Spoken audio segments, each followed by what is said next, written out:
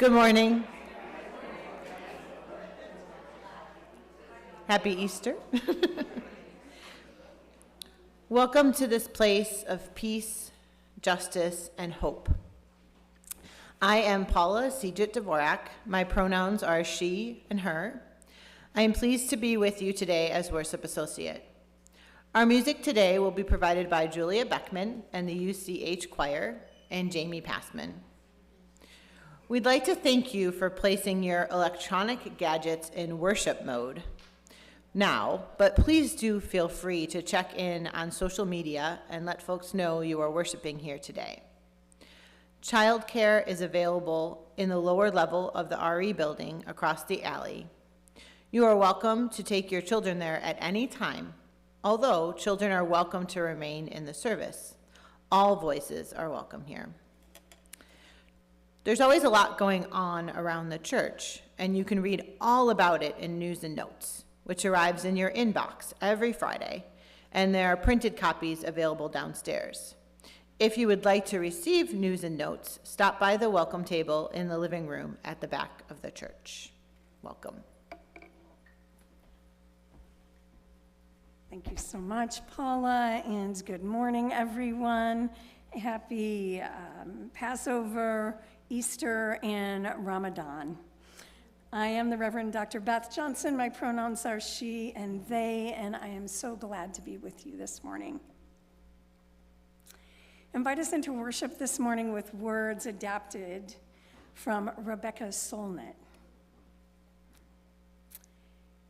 We are our stories. Stories that can be both the prison and the crowbar to break open the door of that prison. We are our stories. We make stories to save ourselves or to trap ourselves. We are stories. Stories that lift us up or smash up against the stone wall of our limits and our fears. We are stories. Liberation is always in part storytelling. Breaking stories, breaking silences, making new stories. A free person tells their own story. A valued person lives in a society in which their story has a place. Today, we are here to honor and celebrate ancient and fresh stories. So we are telling stories that remind us of where we have come from and to be faithful to the lessons and live for liberation each and every day. Whoever you are, wherever you are welcome. Our opening song is adapted by a poem that has been attributed to the scholar and Persian poet Rumi. And I know it will be surprising to some, maybe disappointing to find out that that attribution is in error. Islamic scholars dispute that attribution and the translation. The poem is similar to quatrains from several other different Islamic poets. As we consider today the stories of the religions of the book in this time, Judaism, Islam, and Christianity, we visit this poem song, remembering that Rumi was a devout Muslim, a Sunni Muslim, a teacher of the Quran, as well as a mystic in the Sufi tradition. But more about that another time. In a moment, we're going to sing the song that's been attributed to Rumi in those words of the translation that we've been used to. Now, the song is actually about repentance and return to Allah. Here are two faithful translations before we sing. Come again, please come again, whoever you are. Religious, infidel, heretic, or pagan. Even if you've promised 100 times and 100 times, you've broken your promise. This door is not the door of hopelessness and frustration. This door is open for everyone. Come as you are. And this, return return. Wherever you are, return. Even if you are an unbeliever or a magician or an idol worshiper, return. This court of ours is not a court of despair. Even if you've broken your repentance 100 times, return.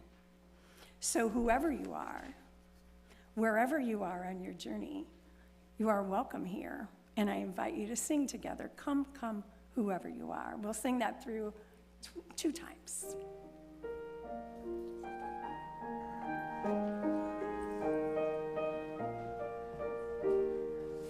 Oh, please rise and bow to your spirit. Come on, y'all, come back. It's the holy days. Rise. Rise. 1, 2, 3, 1, 2, 3.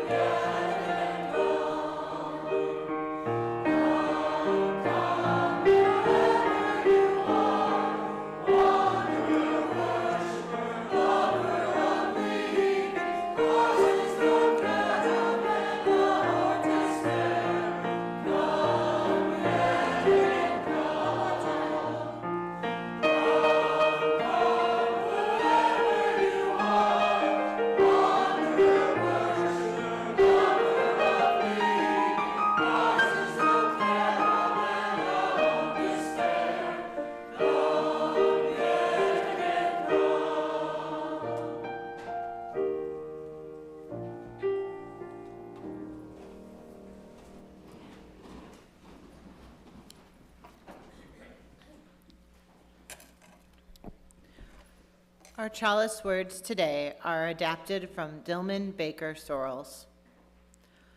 For holy days on which we recall the sacred stories, we light the flame. For Ramadan, which reminds us of the power of devotion and discipline to draw close to the holy, we light the flame. For Passover, which reminds us of the courage and strength of those seeking freedom in the past, we light the flame.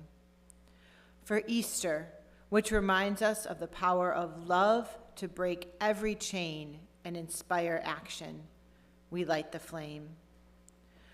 For gathering today in this sacred space, we light the flame. For the opportunity to be together as a community, to tell the stories of inspiration and hope, we light the flame.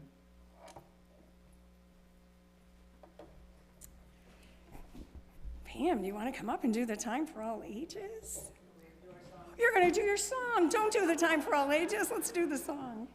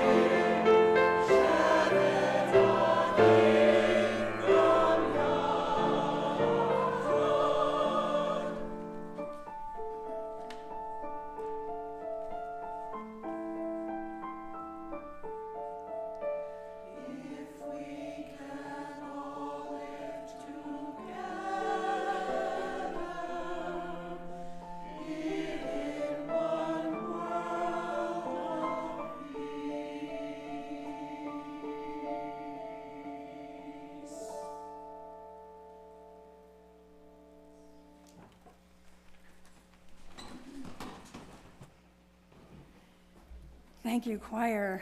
We wouldn't have wanted to miss that and that beautiful message. Pam.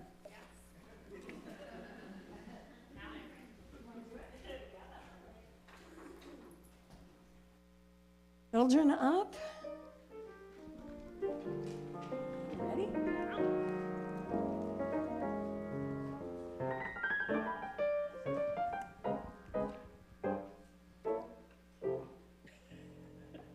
Thanks, Jamie.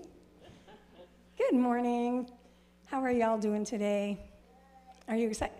Ooh, I loved your stuffed animal. Yeah, thanks. And good morning to you. This is a time for all ages, right? Right. This is a very important time for our friends and those of us who are Jewish or Muslim or Christian. Each of these faiths are celebrating their holy days this week. And one of them celebrates for a whole month. Our Jewish friends are celebrating Passover, which began at nightfall on April 5th and ends on April 13th. It honors the sacred biblical story where God freed the Israelites from slavery. The main event of the story, though, of the holiday, is a special Passover dinner. It's called a Seder.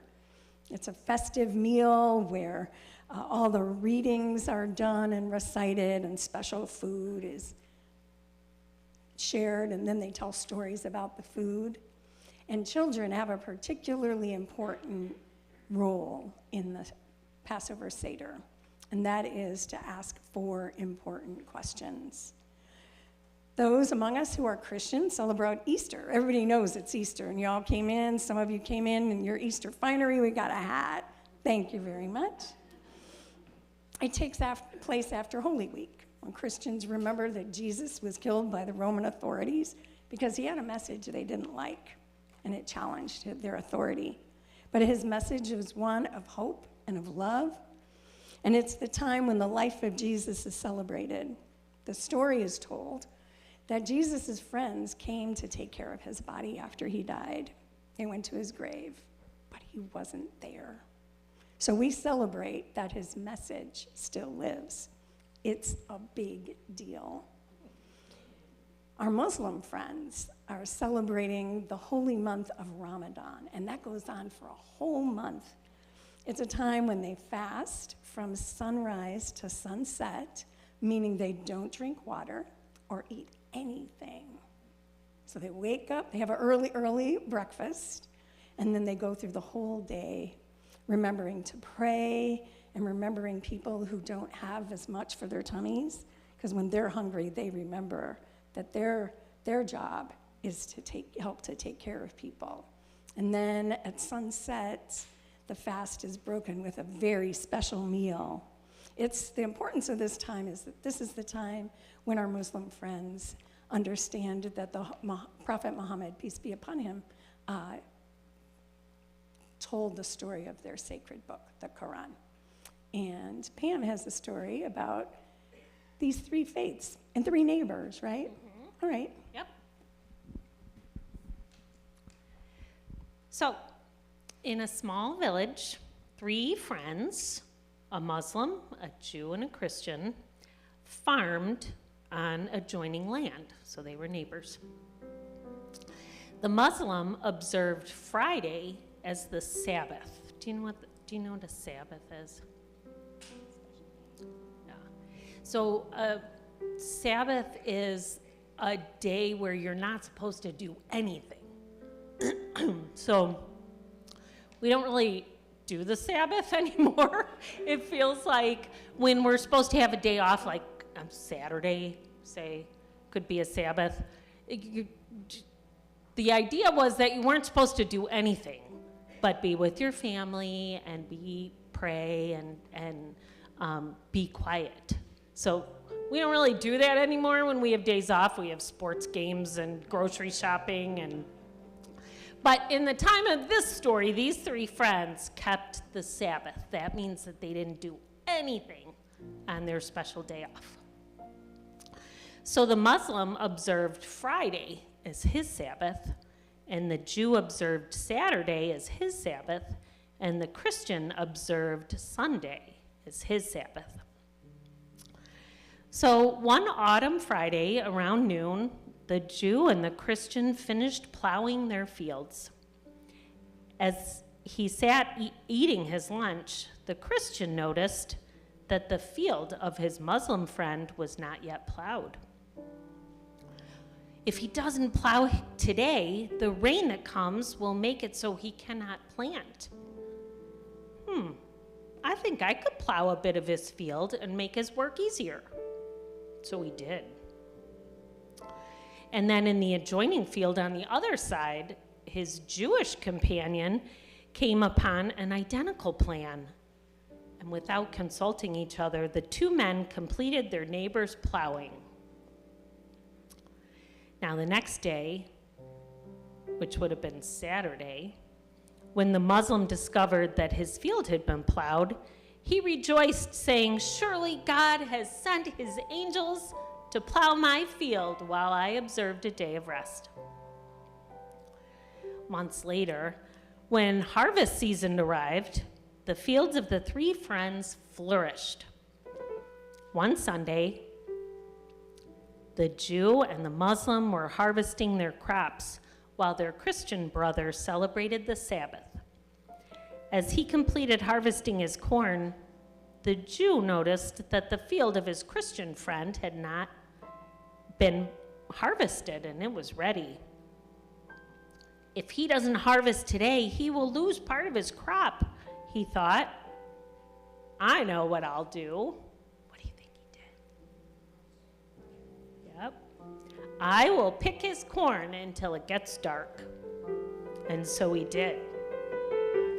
Now, completely unknown to him, his Muslim brother on the other side came to the same conclusion, and between the two of them, they harvested their friend's entire field. On Monday, when the Christian came out to his field, he discovered that his entire crop had been harvested. It's a miracle, he thought. While I rested, God's angels harvested my field. Now, later on, during the threshing season, the Muslim and the Christian were working on a Saturday, while their Jewish friend stayed at home, keeping the Sabbath holy. As he finished threshing his grain, the Muslim looked to the next field and thought,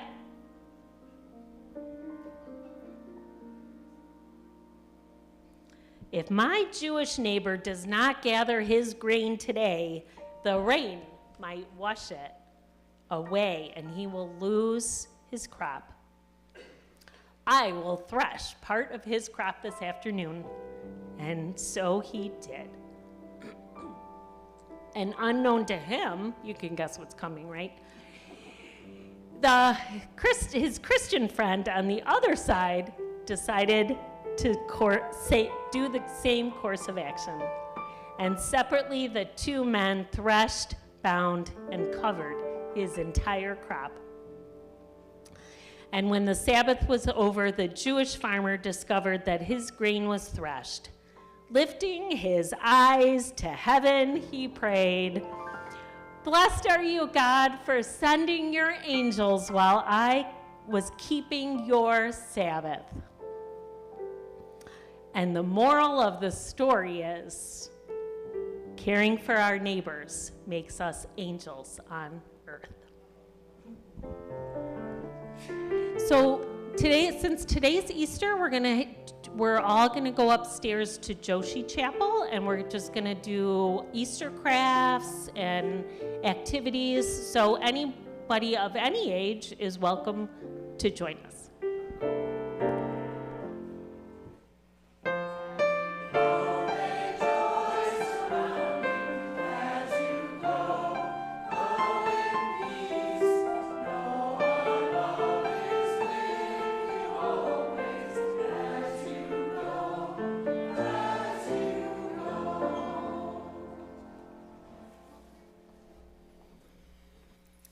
Since it is the second Sunday, it's time for our special collection, and Dave Lloyd is going to share about Faith in Place.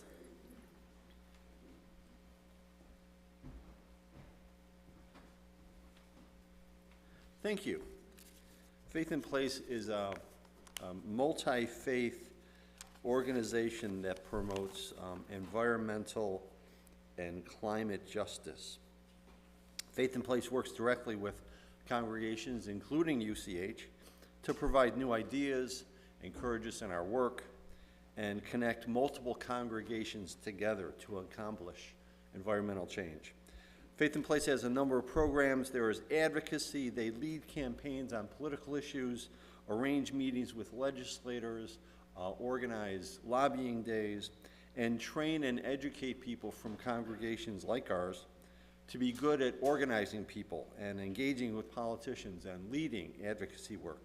They sort through and recommend energy-saving programs for church buildings, including promoting solar and geothermal energy.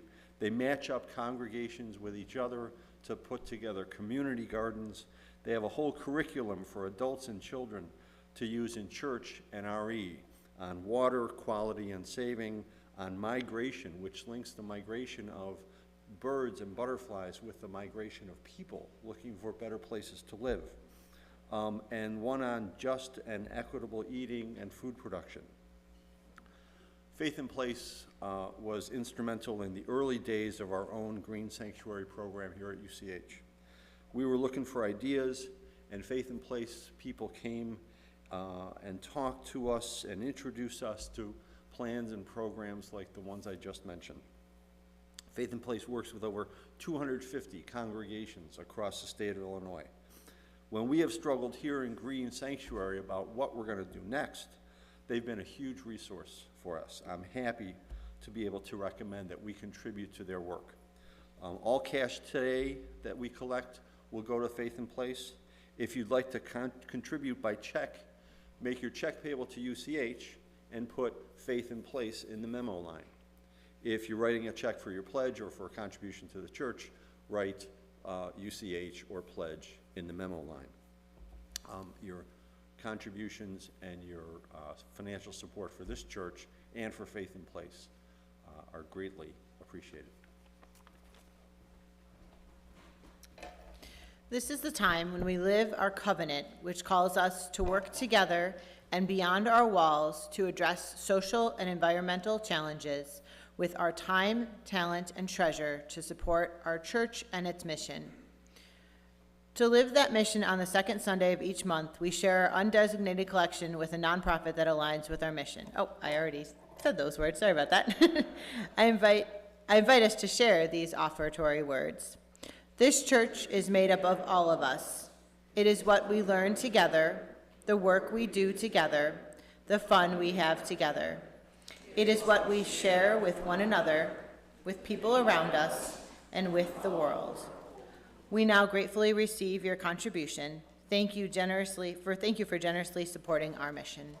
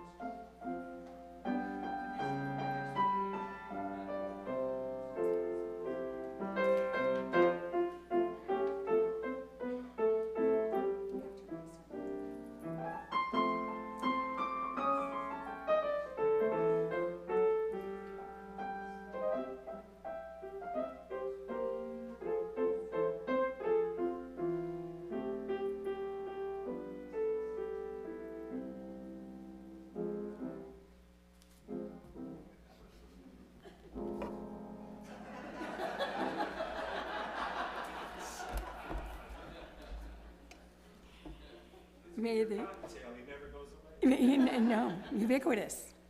May the gifts generously given and gratefully received allow us to continue to do the work of building the beloved community, the not yet always coming into being community of justice and love. Beloveds, I'd like to invite you to take a breath with me. Oh, you were ready for that, weren't you? Okay, why don't you do that again? Just take a breath. You don't have to do anything special with the breath. You can continue to breathe deeply or just follow the breath.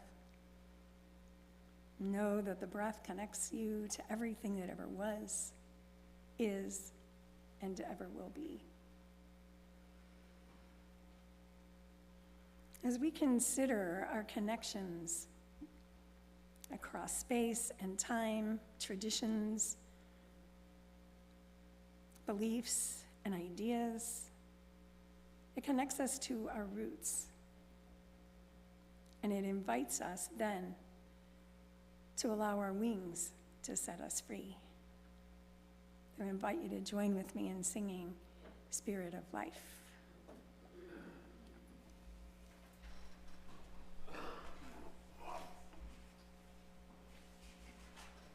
What's the number? 123? Yeah, 1, 2, 3. No worries, just breathe. Just breathe. You think I would know this one? You know, it's all good.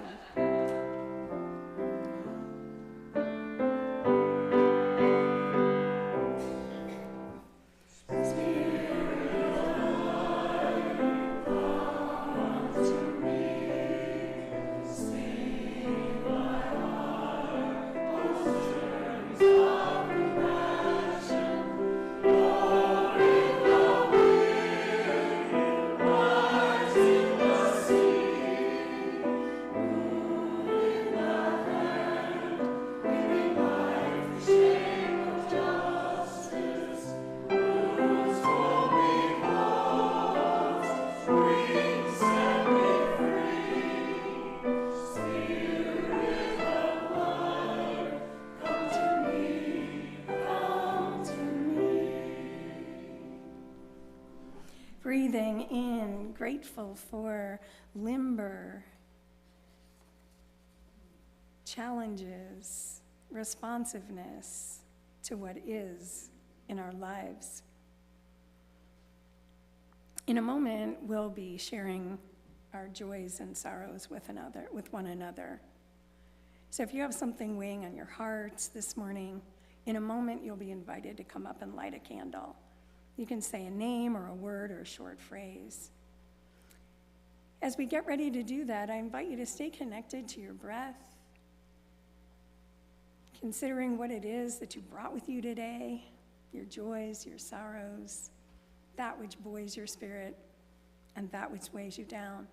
And know that in the sharing with one another, our burdens are lessened and our joys are celebrated.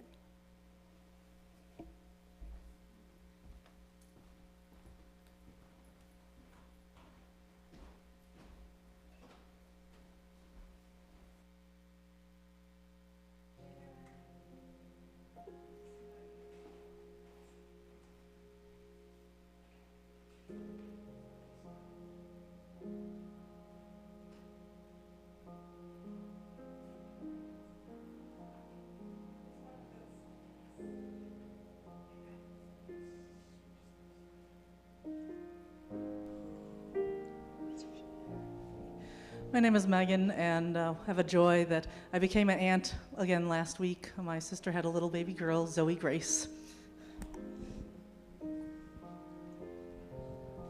Hi, my name is Trish. I don't know if this is a joy or a sorrow, but there we go. I'm sad to say that I'm moving to Florida end of June, and so I'll really miss all of you.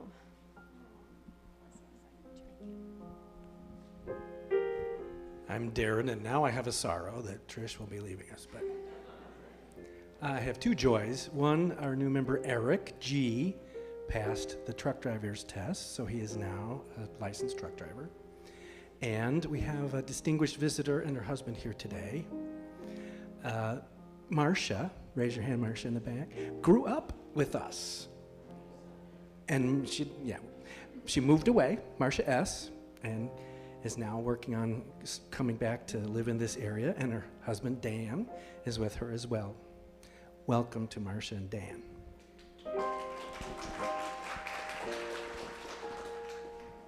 Hi, my name is Jane, and I lighted a candle for the joy of having our daughter Kathy and her husband Jeff with us today, and our son David and his wife Kathy from South Carolina with us, North Carolina.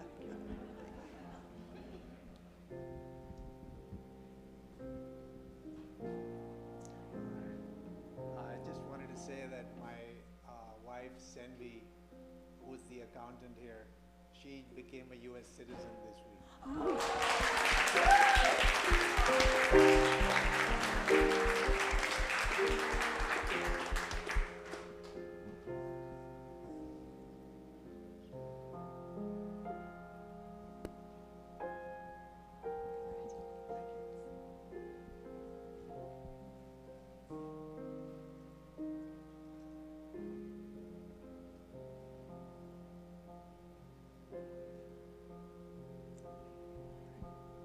Good morning. I'm Jonathan. I'm pleased to have been a member of this congregation since 2012.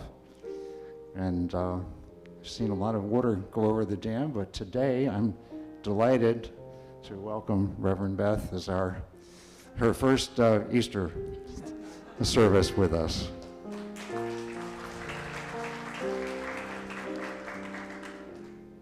I'm also delighted to see very special family in our third row, the Folser family. You all heard Jane a few minutes ago. Her husband, Dave, is about to celebrate a very special day. Now, I am not going to tell you how old Dave is, but I will say that he is a former professor of mathematics. And if he were to submit an essay and it were to be graded according to his age, he would be receiving an A-.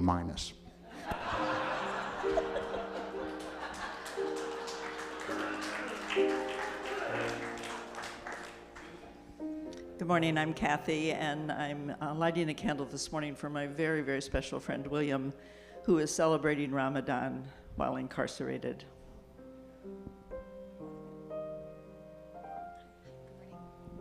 Good morning. I'm one of the Kathy Folsers.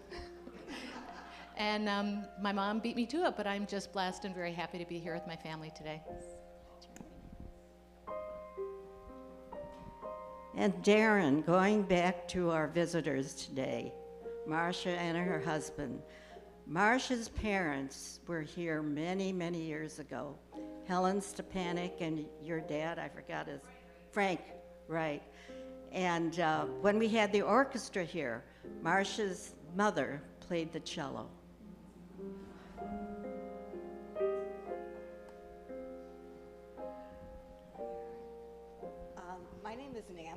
My name's Nancy. I'm relatively new. And one of my joys is actually finding this church and having all of you welcome me so wonderfully. And one of my sorrows, I hope my voice doesn't break, I'm having some difficulty with a friend of mine that I've had for 40 years. And so, and I would really like to, in this Easter Passover season, kind of renew that friendship. So, think of me, think of, my friend Teresa. She's, going through her own issues. So, thank you all of you for listening to me, and it's been wonderful to, have you as a pastor as well. Sure. Okay. All right. You did great. Thank you. I just want to thank everybody for welcoming us. I'm going to cry.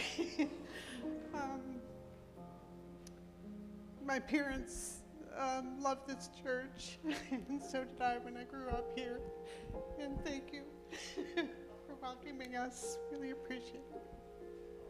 Welcome home.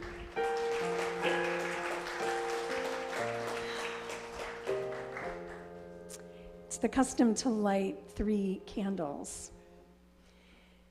The first will be for homecoming, for family, for birthdays and celebration, for the love that we feel with one another and for one another as we gather in community. The second candle will be for those who are suffering from war, violence, and oppression near and far. And the third will be for our fragile democracy and those who defend it. I invite you to join me in a moment of silent reflection.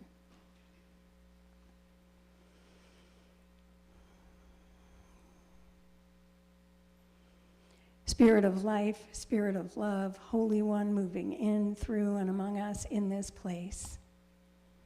As we move to the next thing, let us carry with us the knowledge that together we are more than we would ever be alone. That in our joys and in our sorrows, in our brokenness and our wholeness, we are held.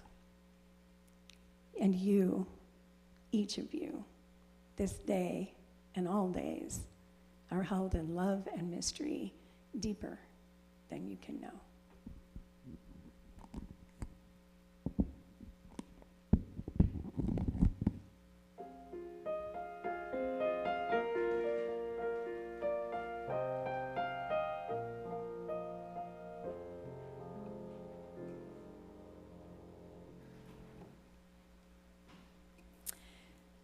The moon brought them together, as the moon often brings things together. Friends who howl at a full moon, others who dance and celebrate the new crescent moon. The moon brought them together. Passover, Easter, and Ramadan. Ramadan and Passover are determined, as you probably know, by the lunar calendar, 2 different lunar calendars. The Jewish calendar was adjusted just every certain amount of years so that Passover always lands in spring. Easter also occurs on the Sunday after the full moon, after the spring equinox. So we know that oftentimes Easter and the Holy Week that precedes it and Passover often coincide. Now, for the second year in a row, Passover, Easter, and Ramadan coincide, which is a rare occurrence, generally taking place every 33 years. As I told the children, Passover started on the 5th, ends on the 13th at sunset. Easter week started with Palm Sunday last week and culminates today. But it was preceded by what we call the Easter season, the 40 days of Lent, and a time of reflection. Sometimes people give things up in order to have that experience of going deep. And then Ramadan, of course, begins March 22nd and ends April 20th. Now, our Jewish, Christian, and Muslim siblings, including those Unitarian Universalists who are also grounded in those traditions, see these as holy days and celebrate the practices and tell the stories that deepen their faith. These are liberating faiths. I have to tell you, it was a bit of a challenge to not just do Easter. Really, it was. Next year, for sure, all Easter, all the time. All Jesus, all the time. Who's playing piano? You. But with the confluence of these 3 traditions, it occurred to me that it was a rich time to look at these Abrahamic faiths, sister faiths, they're called sometimes, how they deliver a liberating message, a message of liberation within and liberation without. Passover is a message of hope in a time to challenge injustice. It teaches us the value of spiritual freedom as well. One of my dear friends, Rabbi Lori Koski, spoke recently about the power of the Passover Seder, the Passover meal. It is the part of the Jewish text that contains the Haggadah, contains the Passover Seder. It tells the origin story of the Jewish people. It sets forth communal responsibility and the responsibility that we have to protect the freedoms of all people. And it centers gratitude as a core Jewish value. They ask and answer 4 questions. Why do we eat matzah at the Passover? Why do we eat bitter herbs at the Seder? Why do we dip foods twice at the Seder? Why do we lean on a pillow or sit in comfort? Well, matzah is eaten because the Jews had no time for the bread to leaven before they left Egypt. With the raw dough on their backs, they baked it into matzah. Bitter herbs are a reminder of the bitter life that the slaves had while working for Pharaoh in Egypt. Dipping the foods, the parsley or other green vegetables, into salt reminds that spring is here and that new life is growing all around. The salt water reminds them of the tears of the Jewish slaves. By dipping one into the other, it's a remembrance of happy and sad times, linking together the ancient celebrations of spring and the retelling of this story. And why lean on a pillow or sit in comfort? Because to be comfortable is to remind us or them that once our ancestors were slaves and now they are free. Free to relax and to be comfortable and to not take that for granted. My friend Rabbi Koski is holding an environmental Seder this year because as she lives in California and the wildfires, threats, the witnessing of climate change, disaster, locally and around the world, it was lifted up this year as a core value. And suggests, she said, that we must bridge between our ancestors and descendants, mobilizing of the power of the Jewish people and all people to respond to the existential crisis of our time and act with a deep connection between people and planet. She ends with, our Seder can propel us towards awareness and responsibility to protect our planet and all environmental threats. So it is that message of hope. Rabbi Denise Egger wrote, the chaos of the world we're living in can feel like an enslavement for many of us. So we use these spiritual principles that are so embedded in all of these holy days about renewal and faith and rebuilding our humanity in a world that tries to take it away, pointing to liberation, inner practices, shared community practices that bring us from inner to outer. Obviously, in Easter, we find a liberating message of hope. After his death at the hands of empire, Jesus' early followers came to believe that indeed he had been the promised Messiah. Somehow, despite their grief and oppression, they realized that he had taught and practiced a liberation of the spirit. They saw that he had tried to show them a way to the kingdom of the soul, an inner sense of freedom that defies one's outer circumstances. And maybe, my colleague Tess Momberg writes, maybe that is how the last Seder with him affected them. Perhaps it helped them to see the liberating notion of his message. A Buddhist teacher of all, you folks, articulates a profound view of crucifixion as a political act. Because often, especially for traditions that, like ours, which are rooted in a Judeo-Christian tradition, we forget the whole story. We don't end up telling the whole story. We kind of spring right to Easter and to bunnies, and we just really don't deal with the messy business of Good Friday and the emptiness and the silence of Saturday.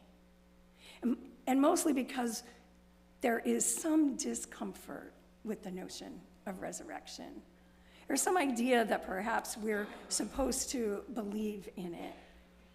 And now, not all Christians do, and I may or may not share with you what my Buddhist friend says, I want to share something else with you as the Spirit invites us to consider what it might be like to consider resurrection in a new way, in a different way. Jesus was killed by empire.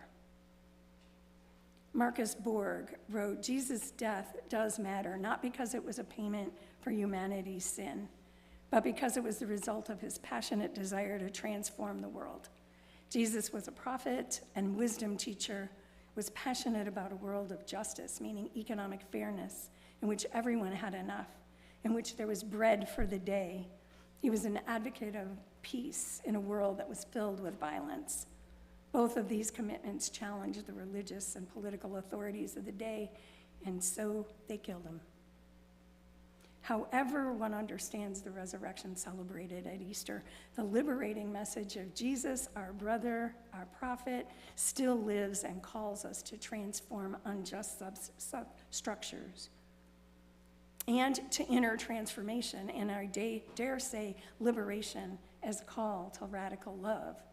And that's kind of the point of Lent, which we totally ignore, unless you happen to be a Christian, and I know there may be Christians among us. It's a time of that deep inner reflection, so that as we move into the next phase of the Easter season and to Easter, we have experienced an inner liberation from that which binds us, spiritual discipline and spiritual practice that allows us to proclaim that resurrection is liberation for the oppressed. Resurrection is an end to injustice. Resurrection is liberation from cruel poverty. Resurrection is liberation from cruel affluence. Resurrection speaks truth to power. Resurrection is in solidarity with the powerless. Resurrection asks for mercy when we might want vengeance. Resurrection is impractical, impolite, and confusing. It is in admitting mistakes. It is an end to isolation, to all that would bind us, enslave us, and imprison us, and to keep us from the holies world creating love. Resurrection is liberation of the entire world. Liberation, inner and outer. Ramadan, the next liberating Abrahamic tradition and the last to come, commemorates the revelation of the Quran to the Prophet Muhammad, peace be upon him. It begins when observers in the Middle East literally see the crescent moon in the sky for the very first time. I've been incredibly blessed with strong interfaith friends and colleagues, and have come to a deep appreciation of all of the traditions, sharing the holy days with all of them, washing the feet of janitors on Maundy, Thursday, as Jesus washed the feet of his followers, having a Passover Seder with Rabbi Lori. I have come to a deep appreciation for Islam. I find it beautiful and powerful, and the adherents that I know work for justice with such deep commitment and love.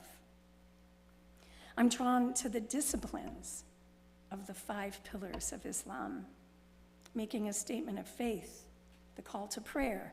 I admire the dedication of praying 5 times a day, of stopping, no matter what, laying out the prayer rug and praying. Oftentimes with my friend Yusuf, who you'll hear from in a moment, we'd be on our way to an action. One time we were in,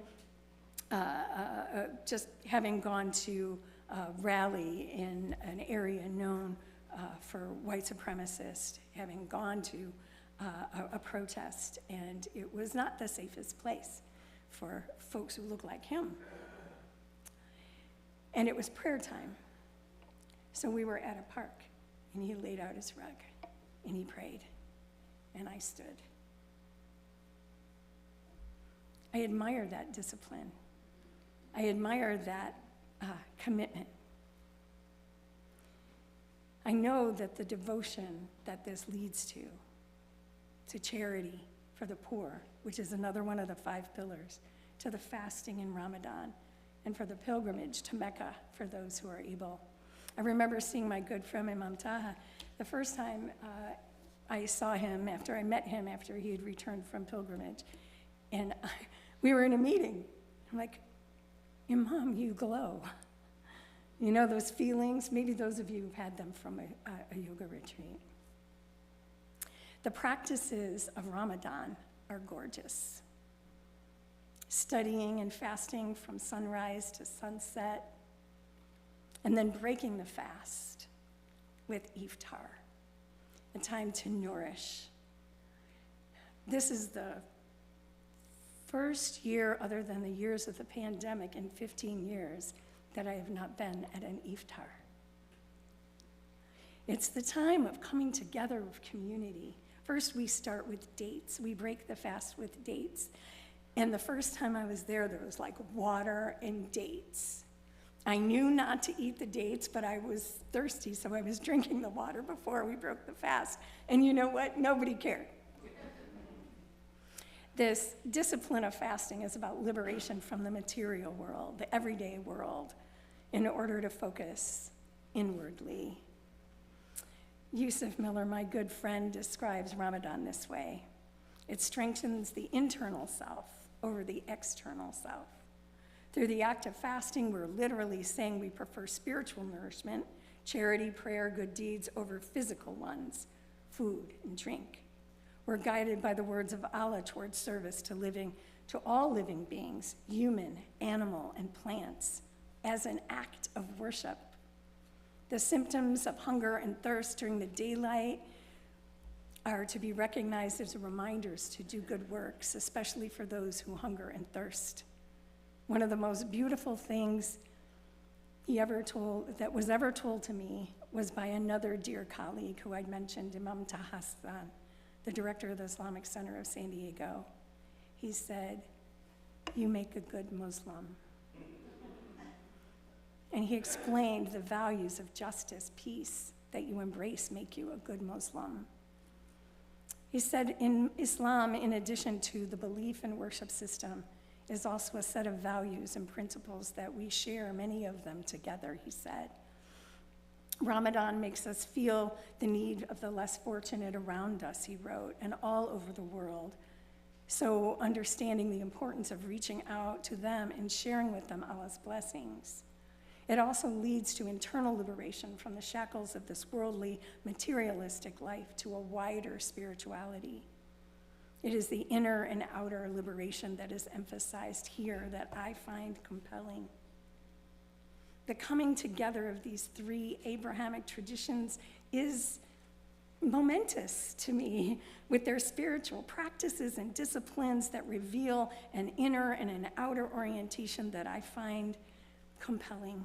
In each of these traditions, as we've seen, it's the emphasis on the inner, the liberation that prevents us from living freely, whatever it is for you.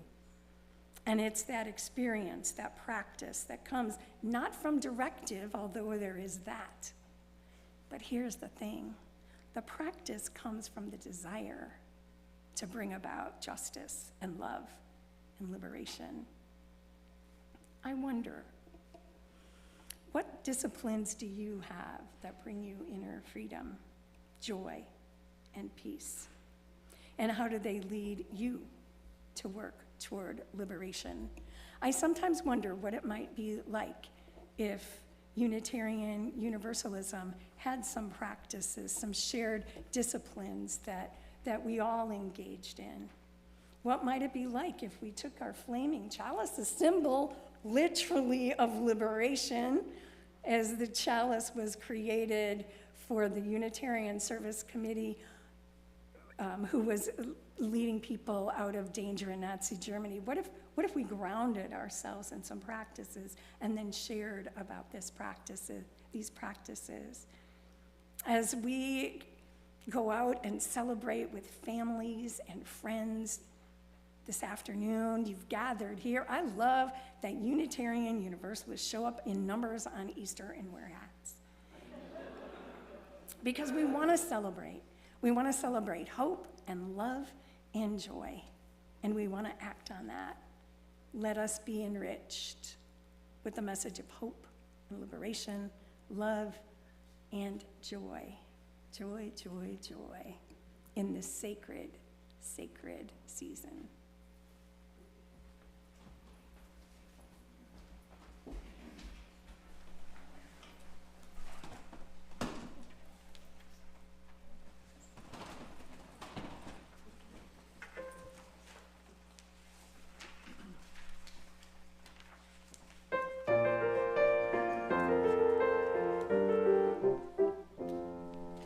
Sing a song of joy, very merry song of joy, a song of love, a song of cheer, a song to be sung throughout the year, a song of love, a song of joy, come sing a merry song. With sounds of love and light, with music of a lively cry, we sing of with laughter and joy.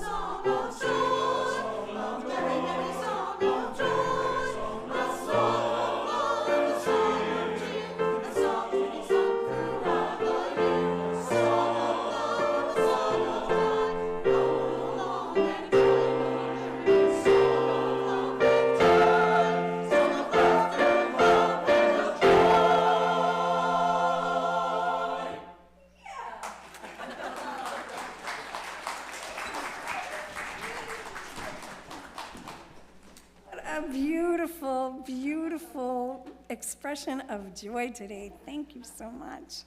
This is a time of sharing our joy, this time of Easter. And I would like to invite up Bob to come for a little bit of sharing. Daniel Wayman, who is our congregational president, but he knows to come up.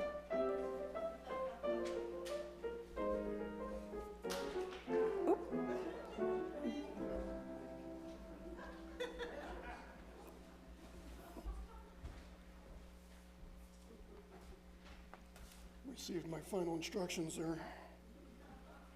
All right. Celebrating transitions and the major milestones of life are one of the things a community like ours does. Recently, Jamie announced his retirement. Now, I would suggest he used the term preferment. This is one I've recently adopted, meaning that you work on the things that you prefer to work on. That is unpaid for and unsolicited advice, but I am glad you prefer to still work with us. I'm a little digressing here. Jamie, the church would like to recognize the important transition in your life and offer our support in your adjusting to a new stage. As a token of our appreciation for your contributions to our church community and your new path, we would like to present this musical-themed gift that Anita Jenks has selected on our behalf. It includes Ukrainian eggs, I've been instructed, Ukrainian eggs and musical-themed wearable items. I think this is good. I know I speak for her and the whole congregation when I say thank you for the great music and spontaneous contributions you bring to us.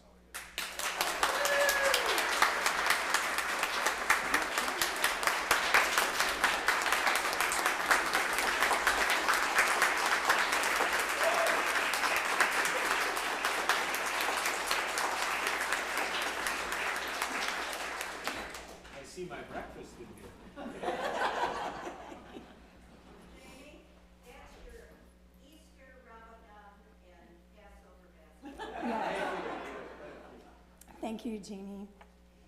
And you can take a look at it and then maybe share it with us later because we're all excited about it. So thank you.